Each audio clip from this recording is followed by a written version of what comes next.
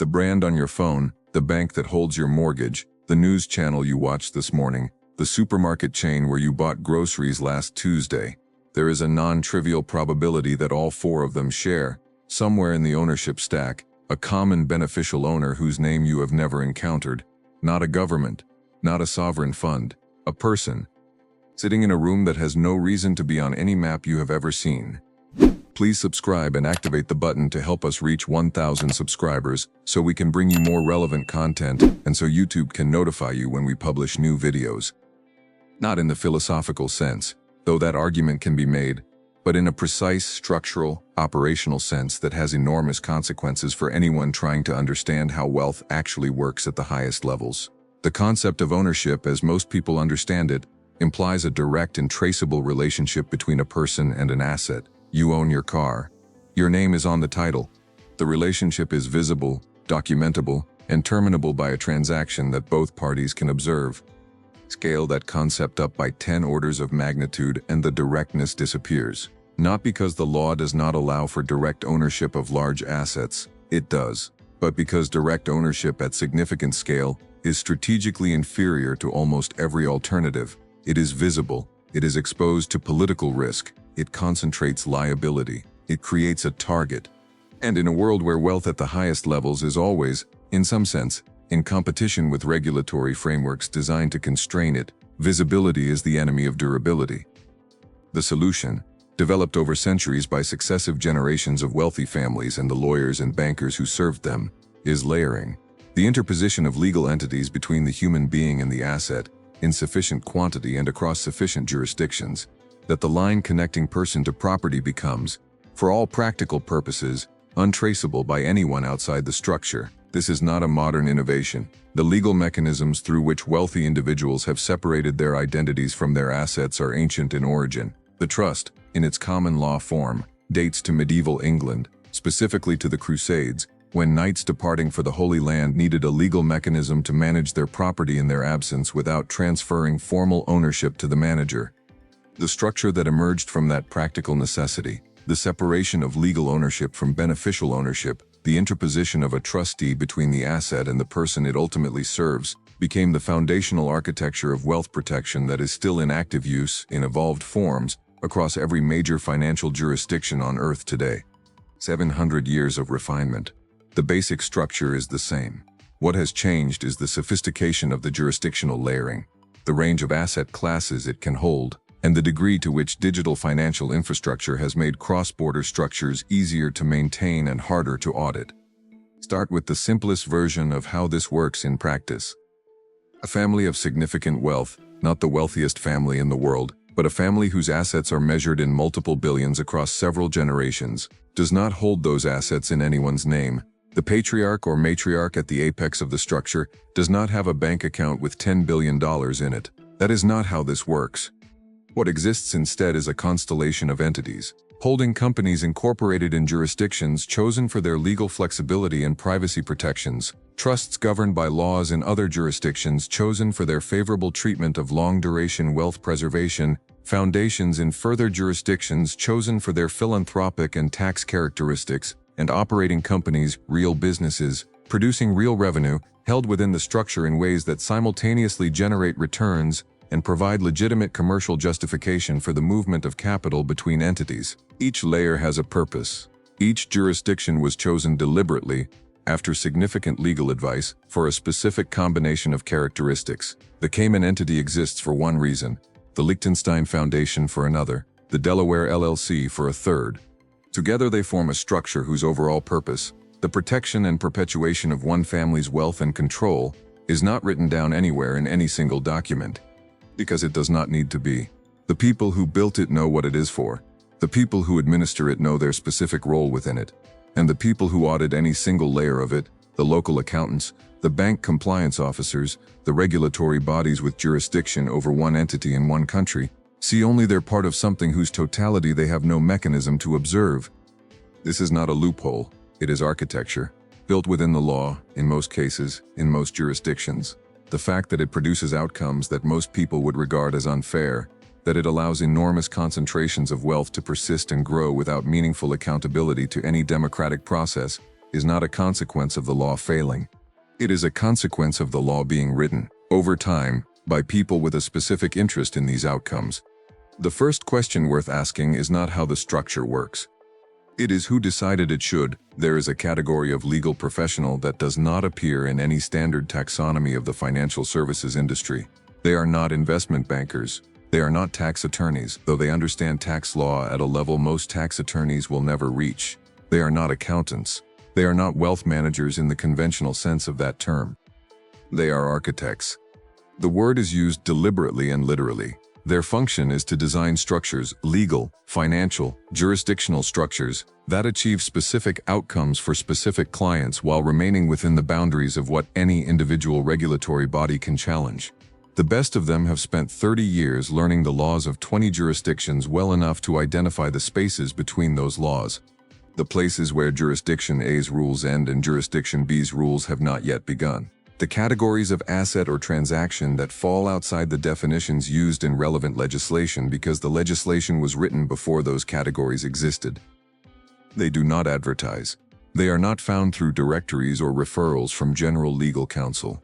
They are found the way every genuinely exclusive service in this world is found, through a chain of trusted introductions that extends back, if you trace it far enough, to a relatively small number of families who have been using the same professionals or the descendants and successors of the same professionals for multiple generations.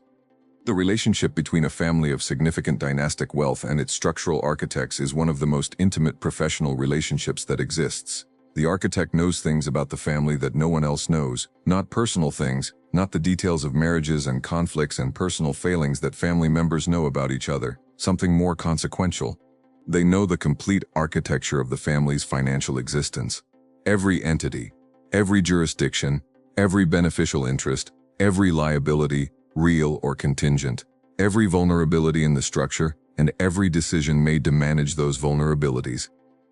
That knowledge is irreplaceable. It is also dangerous, which is why the selection of these professionals is governed by a degree of caution that makes the vetting process for senior government security clearances look casual by comparison. The families that have maintained their structures effectively across multiple generations have also maintained their relationships with the right professionals effectively. Continuity of the human infrastructure is as important as continuity of the legal infrastructure. A new advisor who inherits a structure they did not design, who must reconstruct the reasoning behind every historical decision from documentation that was, by design, kept minimal, is a source of risk that serious dynastic wealth cannot afford. Now consider what this means for the question of who actually owns the brands and corporations that define the visible economy. When a major consumer brand is described as being owned by a conglomerate, what is actually meant is that a public holding company holds a controlling interest in the operating entity. What is rarely examined is who controls the conglomerate, and behind that, who controls the entity that controls the conglomerate. The public filings go a certain distance. They identify legal shareholders above specified thresholds. They document board composition. They disclose transactions above certain sizes. They do not document the beneficial ownership of entities that hold their positions through nominee structures. They do not disclose the contents of discretionary trusts in jurisdictions that prohibit such disclosure. They do not map the informal influence of families who hold below the disclosure threshold in any single entity, but whose aggregate position, across dozens of entities, some public and some private, some in their own names and some through structures that bear no relationship to any name the public would recognize, represents a level of control that no filing has ever captured. The corporate governance literature treats this as an edge case, a problem for specific egregious situations, an exception to a general rule of transparency. It is not an exception. In the highest tiers of global wealth, it is the standard condition. The transparency that public markets provide is real within its domain. Its domain is smaller and more carefully bounded than almost anyone outside the structure fully appreciates. The people who understand this most clearly are the people inside it, the beneficial owners who know the complete picture of their own position, and who maintain that knowledge carefully, who share it minimally, who spend significant resources ensuring that no single external party ever has enough of it to constitute a threat. Those people have a map of the territory that no journalist, no regulator, and no competing interest has ever fully replicated. The map is the power, not the assets it describes. The map, Consider a transaction that happens every few years in the world of large private asset transfers.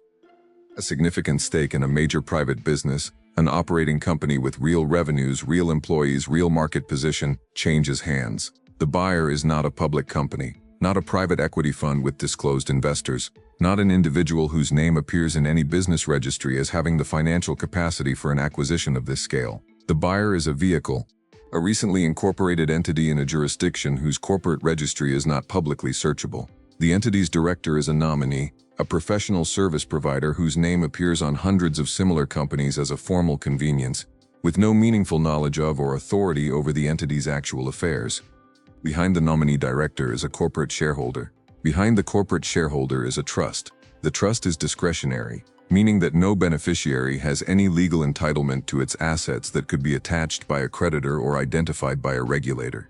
The trustee is a professional trust company in a jurisdiction that does not require disclosure of the beneficial owner to any public registry. Trace the chain to its end, and you arrive at a person. A human being somewhere on this planet who will benefit from the acquisition, who made or authorized the decision to make it, and who will never, through any publicly accessible document or registry, be connected to the transaction that just occurred. This happens regularly in every major market, with assets across every class: real estate, operating businesses, media properties, agricultural land, mineral rights, financial instruments. The machinery through which it happens is expensive to build and maintain. It requires ongoing legal costs, professional fees, compliance management across multiple jurisdictions. These costs are not trivial in absolute terms. They are trivial relative to the value of what they protect. The regulatory response to this, across the last 2 decades, has been a series of transparency initiatives that have succeeded in pushing the most visible forms of anonymous ownership into less visible ones. Beneficial ownership registries, introduced in various forms in various jurisdictions, have created pressure on the crudest structures. Automatic information exchange agreements between tax authorities have made certain historical offshore strategies non-viable. Anti-money laundering regulations have imposed disclosure obligations on financial institutions that previously operated without them. Each of these measures represents genuine progress in a specific, narrow domain. Each of them has been accompanied by an adaptive response from the professionals whose job is to maintain the functionality of the structures their clients depend on. The history of wealth protection regulation is, in its operational reality, a continuous game of jurisdictional arbitrage. The regulator closes a space in one place, the structure moves to another place where the space remains open. The regulators are not incompetent. They are operating within jurisdictional constraints that the structures they are trying to regulate are specifically designed to exploit. A national regulator has authority within a national boundary. The structure it is trying to map has been specifically constructed to ensure that no single national boundary contains enough of it to be meaningful. International coordination has improved this situation at the margins. It has not resolved the fundamental asymmetry between a regulatory apparatus constrained by borders and a wealth architecture designed to exist between them. The families and individuals who have built and maintained these structures across generations have something else that the regulatory architecture cannot easily address: time. They have been doing this longer than any current regulatory framework has existed. They have institutional memory of every previous attempt to constrain this kind of opacity, every previous wave of transparency legislation, every previous international initiative that promised to change the fundamental dynamics. They watched each of those waves approach. They moved. The wave passed. They returned to approximately the same position, adjusted for whatever the wave had permanently altered, which was always less than its architects had hoped. They are patient in a way that democratic governance is structurally unable to match. Electoral cycles demand visible progress on visible problems. The problems created by invisible wealth architecture are, by design, difficult to make visible in ways that generate political urgency. The families know this. Some of them have known it for so long, through so many iterations of the same dynamic, that it has ceased to feel like strategy and simply become the water they swim in. They are not worried about the next wave of regulation. They are already building the structure that will survive the one after it. But here is what none of the legal analysis and none of the regulatory history ever addresses. The structure protects the wealth. It does not, on its own, grow it. What comes next is about the mechanism that does. the way hidden ownership translates into active influence over the markets, industries, and political systems that determine what everything is worth. And that mechanism is more direct than most people want to believe. Here is the reversal that changes the frame entirely. The conversation about hidden ownership is almost always framed as a conversation about concealment, about what is being hidden and from whom and with what legal justification. That framing is accurate as far as it goes, but it misses the more consequential half of the story, the part that is not about hiding assets but about deploying them. Because the point of the structure is not simply to protect what exists. It is to enable what comes next. The opacity is not the goal. It is the precondition for a specific kind of action that would be impossible or significantly more costly if conducted transparently. Consider how positions in markets are built. A beneficial owner with a long-term strategic interest in an industry, not a financial interest in the sense of seeking a return on capital, but a strategic interest in the sense of wanting to shape how the industry develops, who survives within it, which technologies become standard, and which regulatory frameworks govern it. That owner does not buy a controlling stake in a single large company. That would be visible. It would trigger disclosure obligations. It would generate scrutiny. What it does instead is build a position through accumulation. Minority stakes in multiple companies across the value chain, each below the threshold that triggers disclosure in its respective jurisdiction. Debt positions in others, through lending vehicles that do not carry equity ownership and therefore face different reporting requirements. Board representation through nominees. Individuals whose genuine independence is difficult to assess from outside, and whose actual relationship to the beneficial owner is nowhere documented. The aggregate of these positions, if it could be mapped, would reveal a degree of influence over the industry's direction that no single holding would suggest. The ability to affect supplier relationships, distribution decisions, access to capital, executive appointments across multiple companies simultaneously. That ability is real and is exercised. It is simply exercised through a coordination that leaves no document trail, through relationships maintained in the kind of environments where the right people meet without agendas and where nothing said needs to be written down. This is the mechanism through which hidden ownership becomes an active influence. Not through the legal authority that formal control would provide. Formal control is, in many respects, a liability, because it comes with governance obligations and public accountability, but through the relational reality of being positioned at enough intersections that the system's direction is, to a meaningful degree, navigable. The people exercising this kind of influence are not primarily motivated by the additional return it generates on their existing capital, though the return is real. They are motivated by something that is considerably harder to measure and considerably more important to them: the perpetuation of the conditions under which their position is sustainable. An industry that develops in ways they did not anticipate, that empowers competitors they did not cultivate, that generates regulatory responses they were not positioned to shape. That industry is a risk to the structure regardless of what the stock price does in the short term. The strategic influence is about maintaining the future in a recognizable form, about ensuring that the world in which their wealth operates continues to be a world in which their wealth operates effectively. This is why the political dimension of hidden ownership is not incidental. It is central. The relationship between concentrated hidden wealth and political systems is not primarily expressed through campaign finance, though that is one mechanism. It is expressed through the much older and much less documented process of relationship maintenance between people with resources and people with authority. The dinner, the advisory role, the foundation whose programs happen to align with a regulatory priority that someone in the room has a strong interest in seeing prioritized, the research institute whose findings consistently support a particular policy position and whose funding sources are technically disclosed but practically unexamined. None of this is coordinated in any room where that coordination could be documented. It does not need to be.